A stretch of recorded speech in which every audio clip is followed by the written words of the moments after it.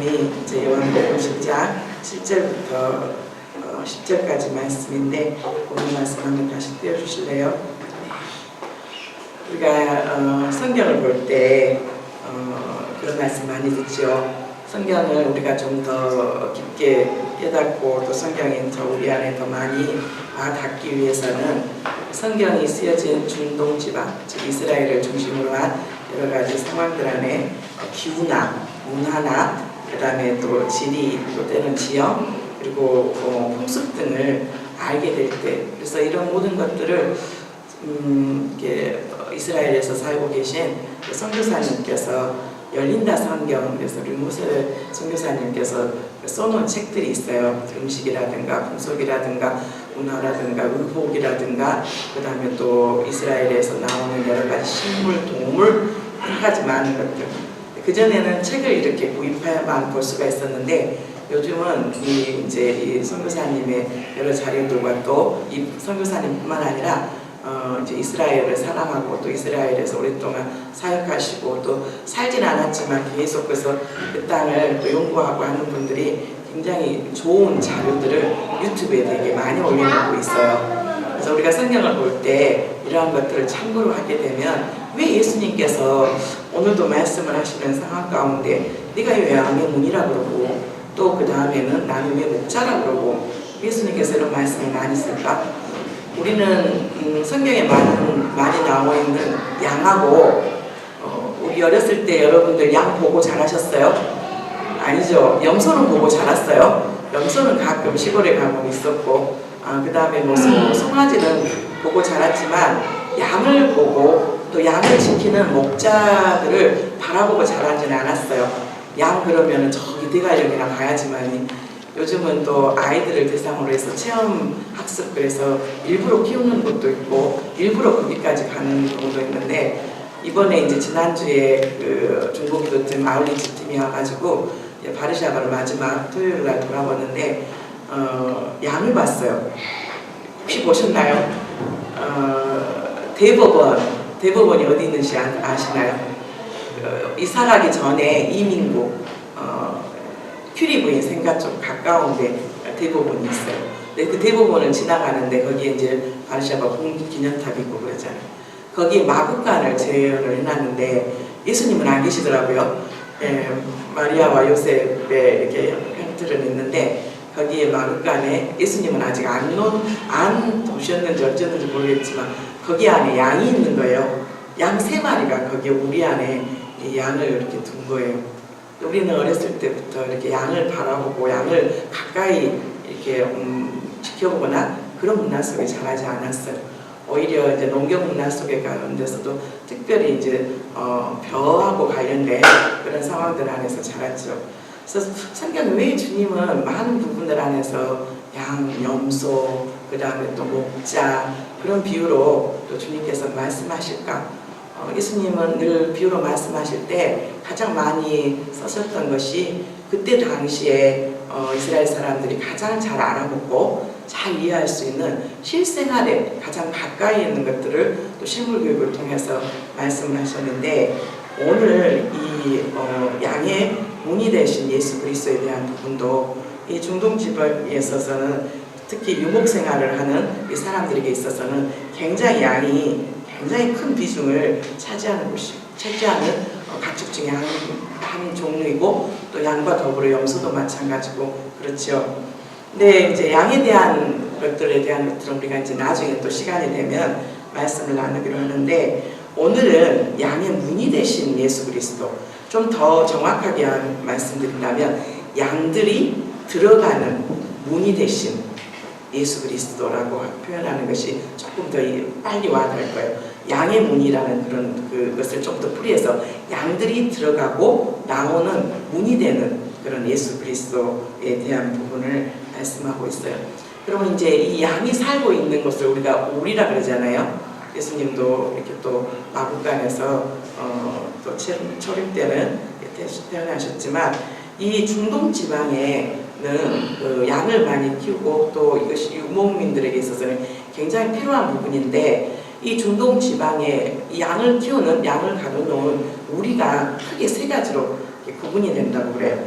양을 가둬놓으면 가둬놓지 무슨 우리가 세 종류가 있어 라고 하는데, 우리가 집도 야곡집 있고 우리 옛날에 어렸을 때 살았던 기하집 있고 초가집 있고 그런 종류가 많았던 것처럼 양이 거치할 수 있고 양이 머물 수 있는 그 우리가 크게 세 종류의 우리가 있었다 그래요. 근데 첫 번째 우리는 어떤 우리가 있었냐면 이제 정말로 벽돌로, 그때 벽돌 우리가 말하는 시멘트와 그 다음에 모래와 물과 그런 것들을 적절하게 만들어서 하는 그런 벽돌은 아니었지만, 이렇게 흙이라든가 그런 것들, 또 재료, 이렇게 지불 같은 것들을 만들어 가지고 견고하게 이제 만들어 놓은 이 벽돌로 담을 쌓고, 그 다음에 비나 바람이 피하도록 지붕을 이렇게 씌운 다음에 또 아치형의 문을 만들고, 그 양이 출입하지 들어가는 데 있어서 굉장히 안전하게, 그리고 양을 항상 호심탄탄 노리는 이리떼라든가 때로는 곰 그런 것들이 있을 때 들어오지 못하도록 거기 안에 가시덤불로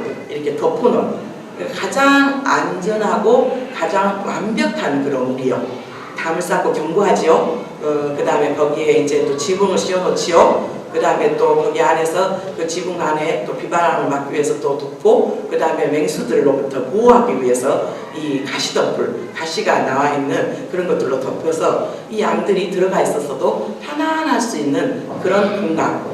이제 이 우리가 가장 완벽하고 좋은 우리였고요. 그 다음에 두 번째는 아시다시피 이 양들은 꼴과 그 다음에 물을 찾아서 이렇게 움직이게 되는데, 이 이스라엘의 지형 안에는 천연 동굴들이 있었다고 그래요. 천연 동굴들. 그러니까 사람이 만들어 놓은 동굴이 아니라 자연 발생적으로 생겨난 이 천연 동굴 안에서 이 양들을 들어가게 하고, 밤에는 들어가게 하고, 때로는 비바람이 불고 태풍이 불 때 이 동굴 안으로 들어가기 위해서 앞에를 이제는 막아주는 그런 역할. 그러니까 천연 동굴 자체가 하나의 이제 우리가 되고 지붕이 되고 그런 거죠.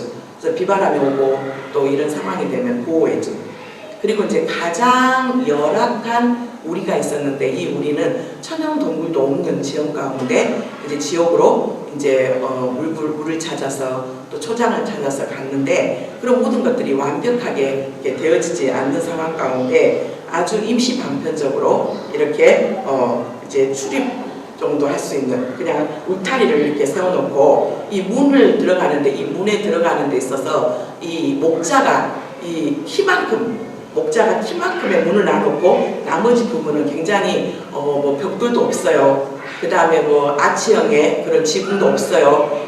가시덤불만, 주변에 있는 이런 나무들이라든가 그런 재료들, 굴러 돌아가는 돌들을 가지고 임시 방편적으로 이렇게 쌓아놓고, 그 다음에 이제 그것을 지키는 가장 중요한 것이 바로 이제 목자예요. 목자가 그 문. 근데 중요한 것은 문은 딱 하나라는 거예요.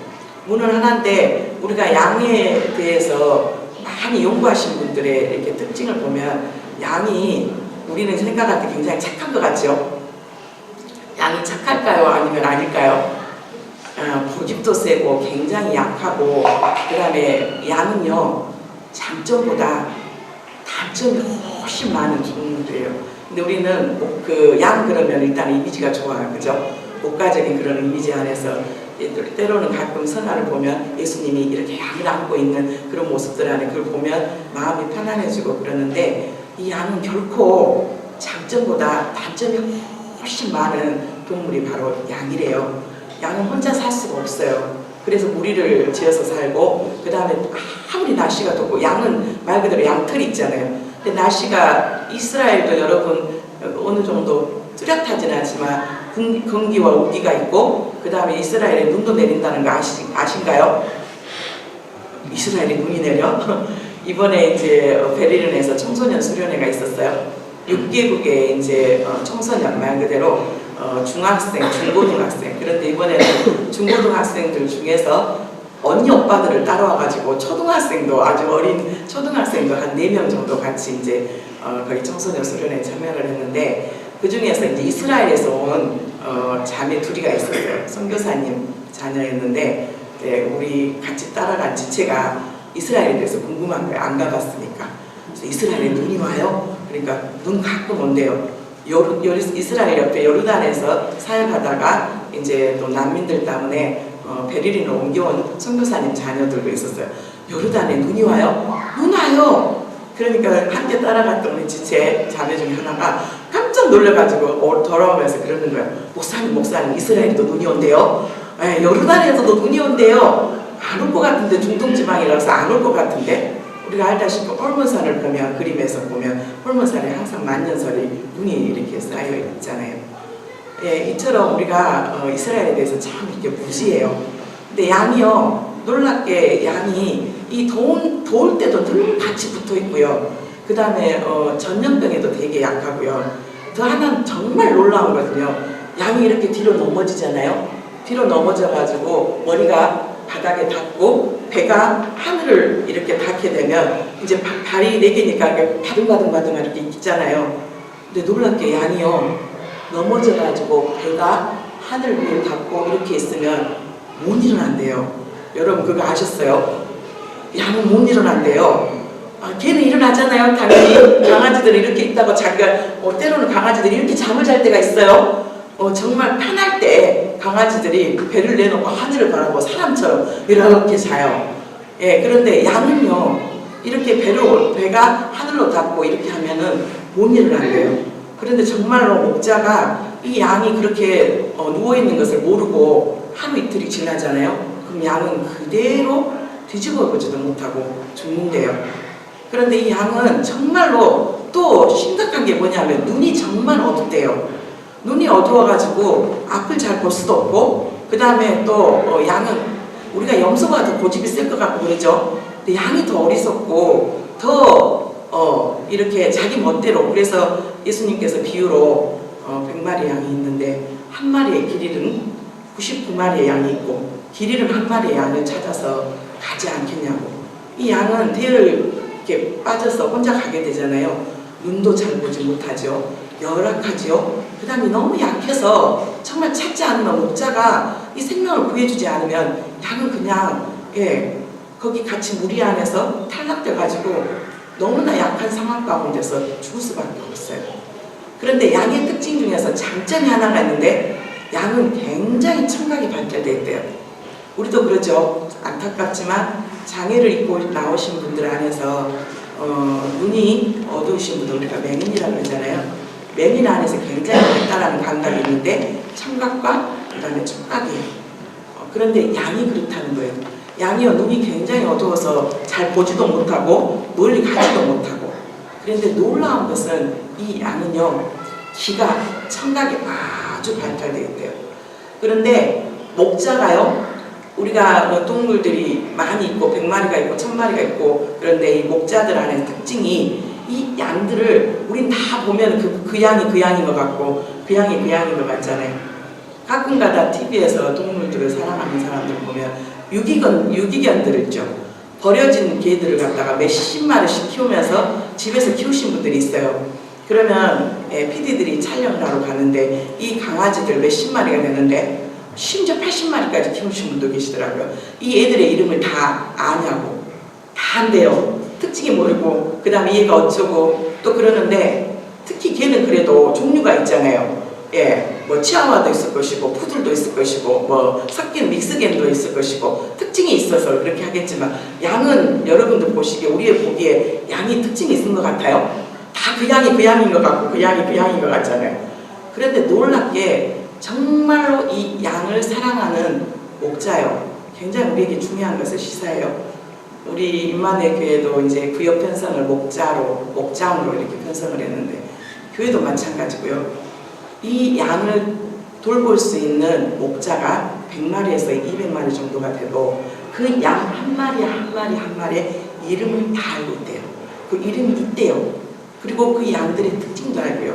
양의 전체적인 특징이 있지만 또 한 마리 안에서 개성이 있단 말이에요. 우리가 자녀들을 키울 때 자녀가 5명이든 3명이든 2명이든 특별히 한 명이 키우면 몰라요. 예, 2명도 두 자녀가 똑같은 엄마 뱃속에 나왔는데 이 아이의 성향이 다르고 이 아이의 성향이 다르잖아요. 성벌이 같은데도 그렇고, 심지어 일란성 쌍둥이까지도 아이의 성격과 성향과 여러 가지 좋아하는 것과 싫어하는 것들이 너무 확연하게 다르는데, 이 양들도 그런다라는 거예요. 좋은 목자는 바로 이 양들의 특징을 다 알고 이 양들의 이름을 다 외우고 또 불러주고, 그런데 놀라운 것은 이 양들은 이 목자의 음성을 너무너무 정확하게 너무너무 분명하게 알고 있다는 거예요. 그래서 다른 목자가 와서 불러서 데리고 가려고 하면 절대 안 간대요. 절대 안 간대요. 이게 왜 예수님께서 내가 목자고 양이라고 하는지, 우리는 귀가 너무 얇아가지고 이 사람이 나를 유혹시키면 저로 따라갈 때도 있죠. 이 사람이 말하면서 또 귀가 얇아가지고 이게 맞나 해가지고 이렇게 갈 때도 있고. 그래서 우리가 참 세상에 많은 대형교회들도 있고 그러는데 대형교회에 많은 목사님들이 계세요. 근데 대형교회 안에는 또 교구로 나눠지고 또 지역으로 나눠져서 목사님들 안에서 그 구역과 교구를 나눠서 적어도 한 200명. 그런데 대형교회 목사님들이 과연 몇만 명씩 모이는 성도들의 이름을 다 일일이 다 알고 그 성도들의 이름을 하나씩 그 자녀들까지 또 이름을 불러가면서 기도할 수 있을까? 그래서 보통 많은 목사님들이 뭐라고 말씀하시냐면 한 목사가 성도의 가정과 자녀와 부모님과 그것들을 일일이 이름을 부르면서 기도할 수 있는 숫자가 최고 숫자가 250명에서 300명, 200명. 그래서 이제 대형교회들 안에서도 그러한 것들을 보완하기 위해 교구 목사님들을 두시고 200명, 때로는 300명 이렇게 분리를 해서 여러 부목사님들 그 역할들을 감당하고 그렇죠. 우리 교회도 축복 목장, 또 은혜 목장, 감사 목장, 방야 목장 그렇게 목장이 있고 목자들이 있어요. 그래서 목자들이 정말 그 목원들을 위해서 기도하고 간구하고, 우리가 예수님이 우리의 목자가 되시지만 그 제자 삼으라고 하시는 것들 안에서 내가 그리스도를 따르고 그리스도의 그 안에서 있으면서 또 세워가는 그 일들을 하나님께서 우리에게 또 맡겨주셨는데, 바로 이게 먼저 목자의 역할이에요. 양은 어쩐다고요? 뭐가 발달되어 있다고요? 귀요. 그리고 이 양의 특징 안에서 시각은 너무 약하지만 반드시 누구의 음성만 들어요? 자기의 목자의 음성만 들어요. 그래서 아무리 다른 목자가 와서 이 양들을 끌고 가려도 듣지가 않아요. 근데 오늘은 이제 그런데 주님께서 뭐라고 말했냐면 양이 들어가는 문이라고 말씀하셨단 말이에요. 우리가 예수님이 목자고 우리는 양이고 또 그런 부분들, 그리고 또 우리에게 제자를 삼기 위해서 먼저 너가 목자로서 내 대신 남은 고난에 동참하기 위해서 내가 맡겨진 양들을 양육하고 또 그 양들과 함께 꿀을 먹고 나아가는 것, 그것들에 대해서는 우리가 충분히 이해가 가는데, 그럼 문은 뭐다 도대체? 문. 양들이 들어가고 나아가는 문이 도대체 특징이 뭐고 문의 역할이 뭔데 왜 예수님께서는 문이라고 말씀을 하셨을까? 여러분, 문 그러면 뭐가 생각이 듭니까? 우리도 지금 문이 있어요. 예배당 안에 들어오는 메인 문도 있고 창문도 있고. 창문은 지금 현재 몇 개가 있어요? 많이 있잖아요. 그런데 메인으로 들어오는 문은 몇 개예요? 한 군데밖에 없어요. 이게 먼저 특징이에요. 메인으로 들어오는 문은 딱 한 곳이에요. 답이 나왔죠? 우리가 이 문은 먼저 특징 중에 하나가 뭐냐면 바깥과 안쪽을 구분을 해줘요. 이 문은 공간을 구분해주는 이 역할을 해요. 지금 밖에는 우리 아이들이 오늘 이제 여행 가고 때로는 한국도 지금 가갖고 없어갖고 아이들이 별로 많지 않아요. 그래서 조금 덜 소란하다는 생각이 드네요. 그런데 이 문을 딱 여는 순간 아이들이 밖에서 뛰어노는 막 소리들이 들리잖아요. 문을 딱 닫는 순간 외부의 안과 밖이 구분이 돼요. 그런데 놀랍게 문은 하나예요. 근데 우리가 노아 방주를 하나님께서 노아에게 설계도를 다 주면서 이렇게 지어 1층, 2층, 3층으로 짓고 그 다음에 창을 어떻게 내고 그러는데, 우리가 알다시피 퀴즈 내겠습니다. 이미 말했지만 노아 방주의 메인 문은 몇 개가 있었을까요? 한 개요. 왜 노아 방주를 이렇게 교회라고 말해요? 왜 그 정말로 제약과 간영 가운데, 제약의 간영한 가운데 모든 사람들이 다 죽고 또 죽었고 그랬지만 당대 의인이었던 하나님께서 노아에게 방주를 지으라고 말씀하셨어요. 그 방주의 모든 설계도와 모든 매뉴얼을 하나님께서 노아에게 다 가르쳐 주셨고, 이 노아는 약 200년에 가까운 시간 동안 방주를 지었어요. 근데 이 방주를 우리는 교회 모형이라고 이야기해요. 이 험악한 세상 가운데서 정말로 그 방주만을 타야지만이 구원을 얻을 수 있는. 그런데 놀랍게 그 노아 방주에 창은 여러 개가 있었어요. 많이 1층과 2층, 3층으로 구분되는 여러 가지 상황 가운데. 그런데 솔로몬이 지었던 솔로몬의 성전도 그렇고요.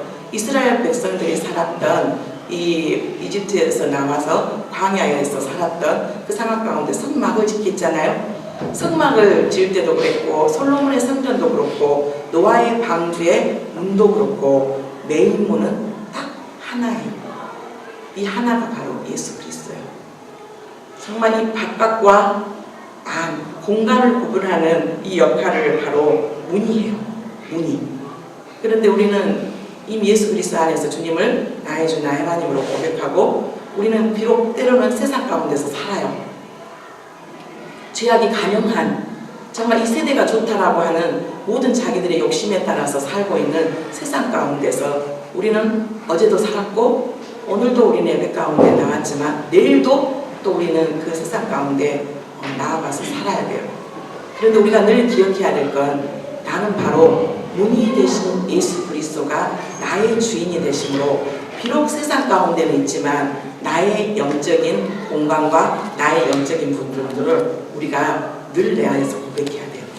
그러니까 네가 회사 가서 일을 해도 나는 바로 정말 나의 목자가 되신 예수 그리스도 안에 양으로서 그 양이 들어오고 나아가는 그러한 문이 되신 예수 그리스도 안에 세상과 같이 함께 있지만 나는 문 되신 예수 그리스도와 함께 이들과 함께 섞여서 일도 하고 이들과 섞여서 공부도 하고 이들과 섞여서 살지만 나는 구별된 자야.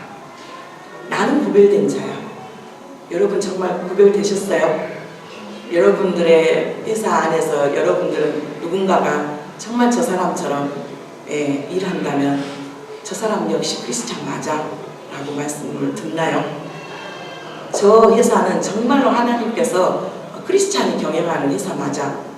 어떤 상황 가운데 손해를 보더라도 거짓말 절대 안 하고 어떤 상황 가운데 내가 지금 불이익을 당한다 할지라도 정직하고 어떤 상황 가운데서 내게 불이익과 어려움이 있다 할지라도 그 약속을 지키고 그러면서 우리 안에서 비록 우리가 살고 있는 세상 가운데 우리는 그렇다고 해서 문을 닫아버려서 다른 사람과 폐쇄 가운데 있으면 안 돼요.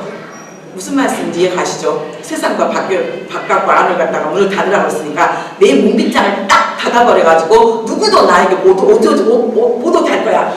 그것이 아니라 폐쇄된 문이 아니에요. 늘 이 문은 열려 있어야 돼요. 그런데 양도 마찬가지예요. 밤에는 반드시 어떻게 해야 돼요?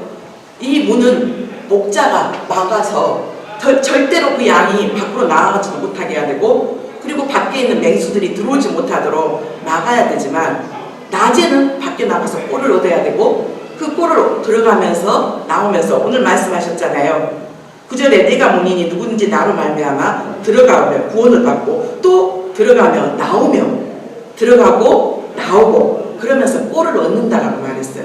그러니까 문을 우리가 예수 그리스도 안에서 문을 가지고 이 바깥과 안의 공간에 대한 부분이 필요하다 그러니까 우리가 잘못 이해해가지고 그래 나는 폐쇄된 문을 닫을 거야. 저 사람을 절대로 용납할 수 없어. 저 사람을 여전히 내가 용납할 수 없고 나는 문을 딱 내 마음의 문을 딱 잠궈가지고 내가 열어준가 보라. 그건 아니에요.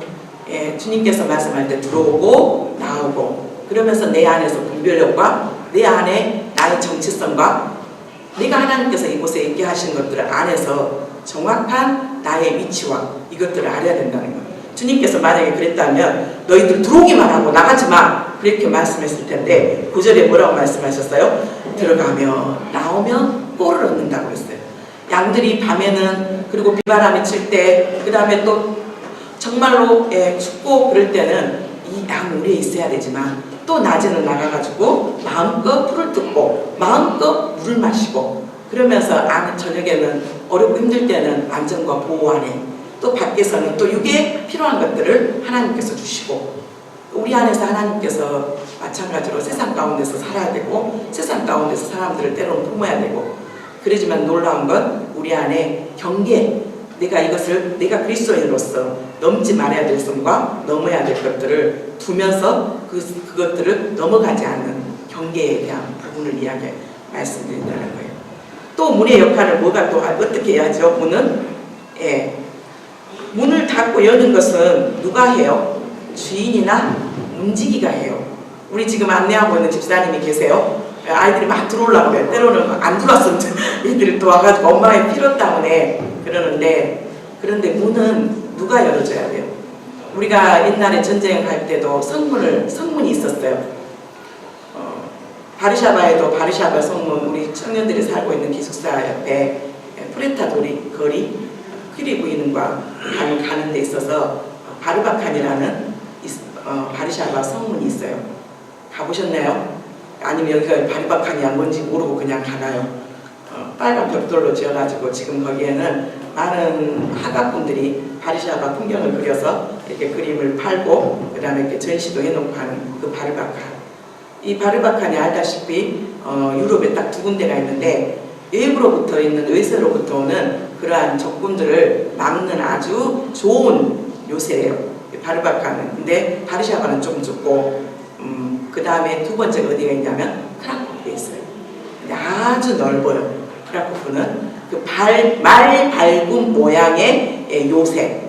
근데 거기에 지금은 문이 없지만 반드시 문이 있었어요. 우리가 여리고 성도 그렇고요. 많은 성경 안에 보면 성들이 나오고 성문이 나오죠. 근데 그 성문을 누가 지켜요? 파수꾼이 지켜요. 그리고 그 문을 열어주는 순간 어떻게 해요? 적들이 다 들어와서 그 성을 다 죽이고 초토화시키고 사람들을 죽이고 그 다음에 거기에 있는 것들을 전리품들을 가져가고 그러면 그 성문이 열려주는 순간 그 성은 완전히 전쟁으로 인해서 이제는 가능성이 없는, 소망이 없는. 근데 그 문을 누가 열어요? 적군은 열려고 하고 그 성의 주인, 그 다음에 그 파수꾼들은 어떻게 해요? 열지 않으려고 안간힘을 쓰게 되지만 놀랍게 한쪽의 힘이 약해지고 강해질 때 그 문은 열리게 돼 있어요.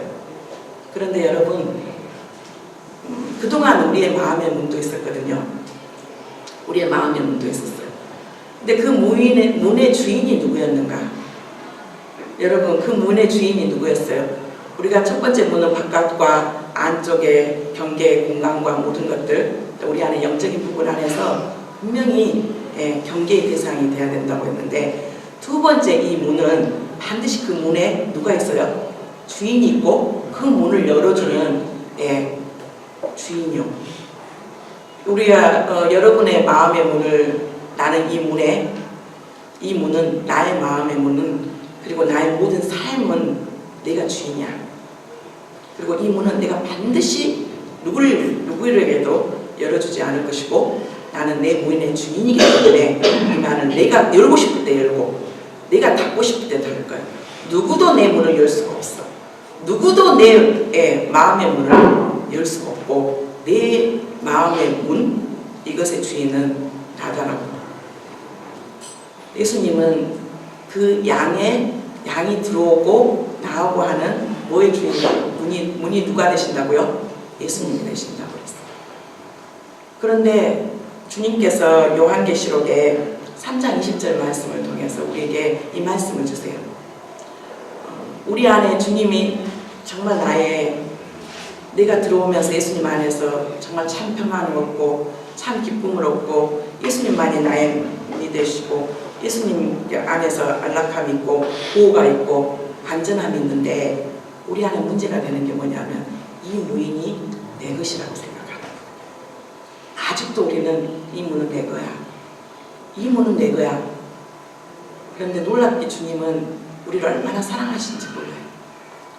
그 문을 강제로 절대로 열지 않으세요. 그 문을 너 열어! 너 열지 않아? 전제는 명령이고, 이거는 너 문 좀 열어줄래? 내가 들어갈게? 너 성을 갖다가 포위해야 되겠는데, 너 성을 내가 확보해야 되겠는데 문 좀 열어줄래? 안 그러죠? 굉장히 강한 두 힘이 안에서는 그 문을 열지 않으려고 하는 강력한 힘이, 바깥에서는 그 문을 열고 들어가려고 하는 강력한 힘이, 두 힘이 대치를 하면서 어느 한쪽이 무너지게 될 때 그 문은 열리게 되고 한쪽은 한쪽을 포위당할 수밖에 없는, 그래서 죽고 살고 이 생사가 정말 극명하게 달려있는 것이 인간 세상의 모습이에요. 그런데 주님은 말씀하세요. 절대로 그 문을 강제로 열어. 네 문 열어라. 내가 너한테 들어가서 네가 이제는 그 문의 주인이 내가 될 거야. 그러니까 네 얼른 문 열어. 문 열어주지 않을래? 문 안 열어. 열어줄래가 아니라 문 안 열어. 세상에 올리는 그 문 안에서 들어가서 네가 그것을 훔쳐오든지 네가 그것을 차지하든지 네가 그것을 차지하는 것이 세상의 원리예요. 그런데 우리 주님은 뭐라고 말씀하시냐면 요한계시록 3장 20절을 같이 읽어보겠습니다. 볼지어다 네가 문 밖에 서서 두드리노니 누구든지 내 음성을 듣고 문을 열면 네가 그에게로 들어가 그와 더불어 먹고 그는 나와 더불어 먹으리라. 아까 야의 뜻이 뭐라고요? 목자의 음성은 잘 들어요. 그런데 여기도 보니까 정말 예수님만이 양의 문을 지키는 그런 것이 아니라 도둑도 있대요.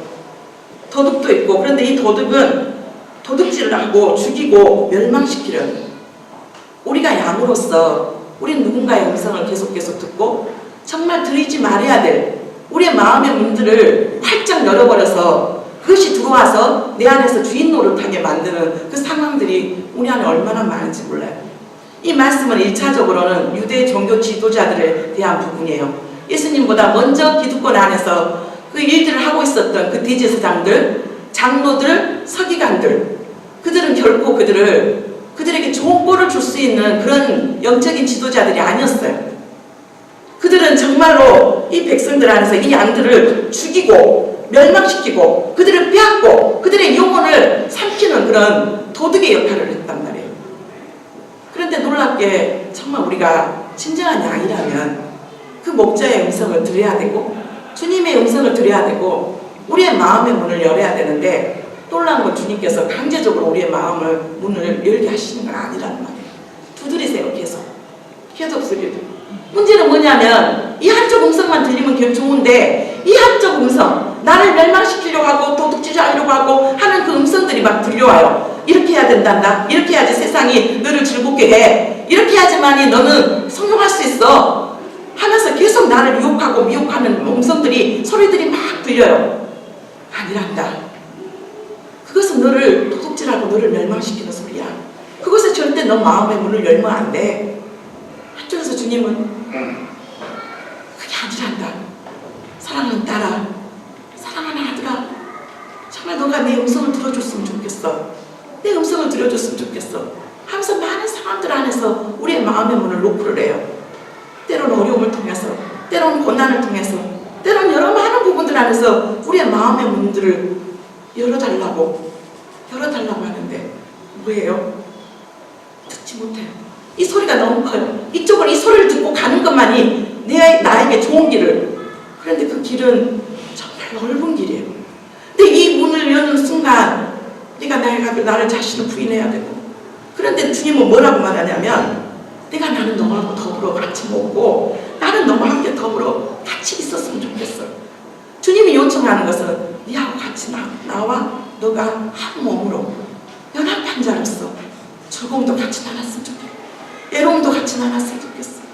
너의 고통과 아픔도 같이 나눴으면 좋겠어. 내가 원하는 거 그거거든. 네가 나의 문만 열면. 근데 우리는 정말 열어야 될 때 열지 못하고 열어줘야 될 때 열어줘야 되는데, 주님께서는 오늘 말씀하세요. 내가 곧보다 양의 문이다라고 말씀해요. 정말 주님께서는 누구든지 9절에 내가 문이니 누구든지 나로 말미암아, 이 누구든지는 세상 안에서 상처받고 또 상처받고, 이 사람한테도 상처받고 저 사람한테도 상처받고 또 이 상황 저 상황 내 능력으로 살아보겠다, 아니면 내 방법대로 살아보겠다, 철저한 나의 욕심 가운데 살아보겠다라고 정말로 상처받고 찢겨지는 그런 상황들, 정말 주님이 보시기에 너무나 냄새나고 너무나 구역질 나는 내 인생이라 할지라도 주님은 뭐라고 말씀하시나요? 누구든지 그동안 네가 어떻게 살았던, 네가 어떤 모습으로 살았던 중요하지 않아. 누구든지 주님께서 우리에게 들려주시는 음성이에요. 들어가고 나가고 같이 먹고 마시고 같이 나누고 누리고 그 안에 참 평강이 있다. 그 안에서 우리에게 주님께서 주시고자 하는 것은 생명을 얻게 하기 위해서. 무엇을 얻게 하게요? 생명이요. 육신의 생각은 다 사망이고 그 육신의 일들은 우리가 먹고 사는 것 그것이 육신의 일이 아니에요. 우리가 회사에 가서 일하는 것도 그것도 주님의 일이에요. 우리가 공부하는 것도 주님의 일이에요. 그렇지만 육신의 일들은 뭐냐면 참 하나님께서 기뻐하지 않은 네가 본질상 진노의 자녀이면서 행하는 여러 가지 방탕한 것들, 술 취하고 음란하고 하는 모든 것들, 이런 일들을 육신의 일이라고 하죠. 공부하고 회사에서 일하고 이것은 육신의 일이 아니에요. 이것도 주님이 주시는 일이에요. 그런데 반대로 육신의 일들은 정말 우리를 사망으로 이끄는 그런 일들. 그런데 주님께서는 우리에게 뭘 주시기 원하신다고요? 생명을 얻게 하신다고요. 그 육신의 일들을 계속 쫓아보다 보면 사망이 우리 안에서 왕노릇 하고 있어요.